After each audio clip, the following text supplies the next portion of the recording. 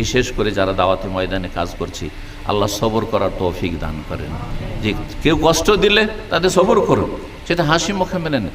নতুন মানুষ এসেছে, আসার পরে ভাবছে যে আপনারাই সব হয়তো সুবিধাগুলো নিচ্ছেন, তাদের কিছুই দিচ্ছেন না, আর খারাপ কথা একটা বলেই দিল। না না, আপনি রিয়াক্ট করবেন না, আপনি তার প্রতিক্রিয়া দেখাবেন না, বরং আপনি ধৈর্য ধরেন। অথবা সবই সবর করতে হবে। দাওয়াতি ময়দানে কাজ করলে অবশ্যই ধৈর্য ধারণ করতে হবে। এই জন্য আল্লাহ রাব্বুল আলামিন এই শিক্ষা দিয়েছেন যে ওয়ালা তাকু ফি যাইকি মিম্মা ইয়ামকুরুন ইন্নাল্লাহা মা'আল্লাযিনা তাকাউ ওয়াসবির ওয়া মা সাবরুকা ইল্লা বিল্লাহ। ধৈর্য ধারণ করো। আল্লাহ রাব্বুল আলামিনের কাছে ধৈর্য চাইলে, তৌফিক চাইলে আল্লাহ অবশ্যই দেবেন। আল্লাহ রাব্বুল তৌফিক, আল্লাহর ধৈর্য ধারণে তৌফিক দান করেন, ভালো আচরণে তৌফিক দান করেন, মানুষের ইহসান করার তৌফিক দান করেন, এবং ঘর থেকে শুরু করার তৌফিক দান করেন, দুর্বলদের থেকে শুরু করার তৌফিক